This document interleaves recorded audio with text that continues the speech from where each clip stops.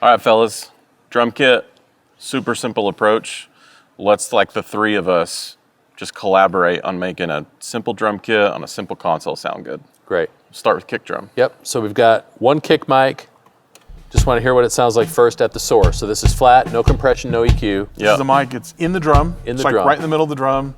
Okay. Basic, what you do in anywhereville, USA. Yep, the good thing is it sounds like a kick drum. Yeah. So we're not having to try to figure out what the source is doing. The source is good. We're not having to fabricate a kick drum out of this. Right, right. It's already there. All right. So the first thing I'll do generally is I want to add some low end and high end, but instead of doing that, first I'll take out some of the mids that I don't like. Yeah. And that gives you the net effect of more Agreed. top end. So if we Yep. cut some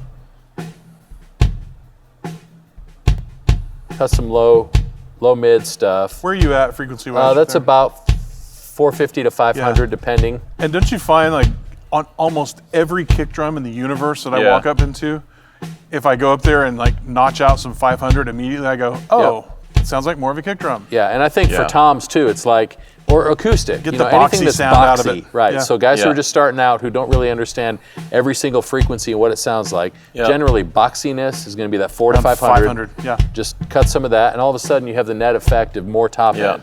So this, if I'm listening to this, I'd go, okay, that sounds like a kick drum, but I'm probably going to want a little more oomph on the bottom end, right? Yep.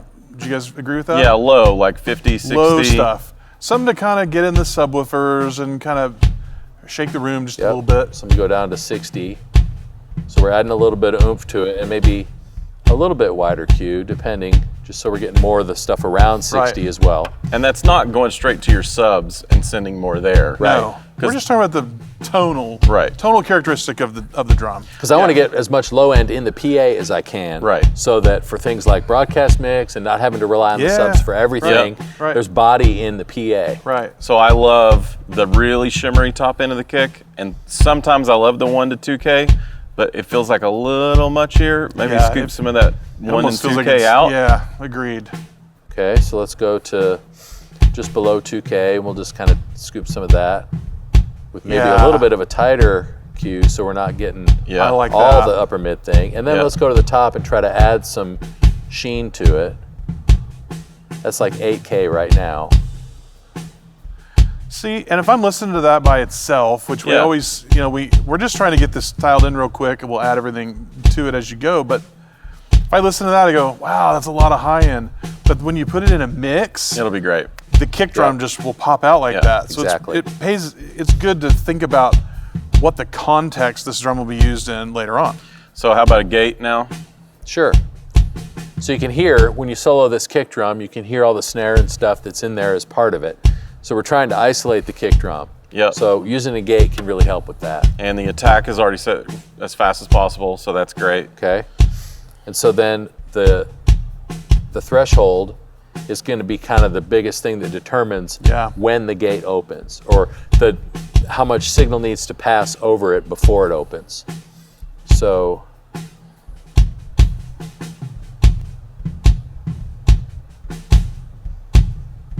if we go to that and just basically raise it, you can see once you cross that point, see now Just totally went there's away. no signal Yep. above that threshold. So now we need to come down to when it will open. But see, then you feel like if it's not opening enough, Sounds horrible. it sounds All terrible. you hear is the transient. Exactly. There's all the bottom end. There we go. Now, a way to make sure that you're kind of halfway in the middle is to use this range if you need to, where you can kind of not let it totally close all the way, Yep.